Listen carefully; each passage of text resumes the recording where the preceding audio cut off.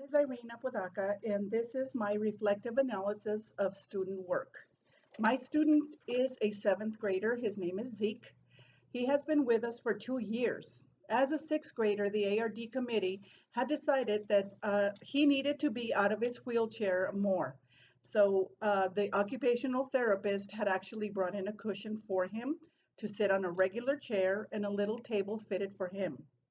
He had tried it out for about 10 minutes and he decided he was not going to sit on there. He wasn't comfortable.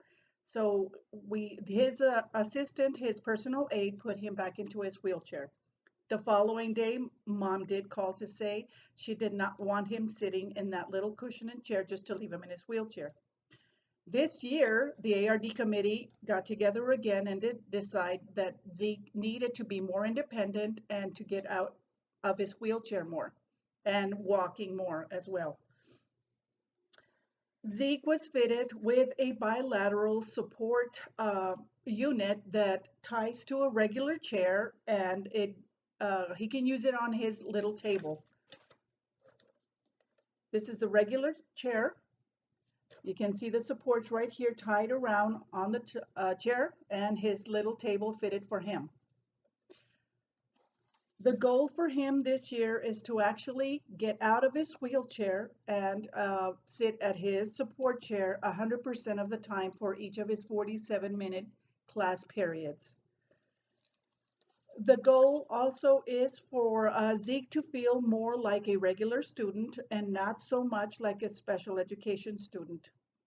We also need for him to be more self-reliant and to be more take charge of his own education, ownership of his education, because he has always depended on his aide and other students and other teachers to help him with everything pertaining to his education. He cannot write, so he has a computer, but he has his aide take notes for him. During group work, all he does is give voice input. He doesn't really work or do anything. So the goal is to have him take ownership of his work. We started off with giving him increments in each class of 10 minutes to sit in his bilateral support. So I documented how long he would take in each class, and I came up with charts that his personal aide has for every class. He documents what time Zeke gets into his chair, and then he documents what time he gets out of his chair. Again, the goal is for him to be in the chair 100%, not in his wheelchair.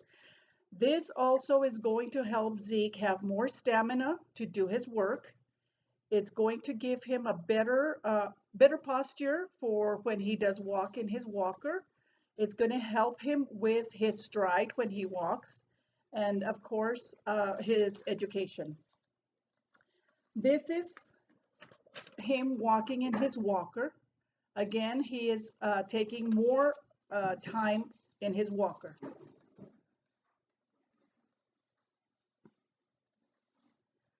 The sheets that I had recorded, Mr. Alvarado had recorded in for him. He started off with at least 10 minutes per day. The first time he stayed in there for 10 minutes.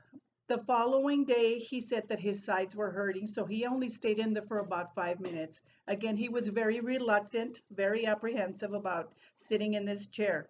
We did have to remind him that this is what is best for him. Mom did call to ask and see how he was doing on there. I do believe maybe that mom wanted to get him out of the chair, but we did tell her that it was improving his posture, it was improving his stride, and it is making him feel more like a general education student. On the 5th week, he went from sitting at the chair 10 minutes to actually sitting at the chair, not every day though, but most of the days of the week, the whole 47 minutes, except those times when he did have to go to the bathroom. He would have to leave early or he would come in late up to 15, 20 minutes. So As far as 100%, we're still working on that. He does need to go to the nurse to go to the bathroom, so that's going to cut into some of his class time.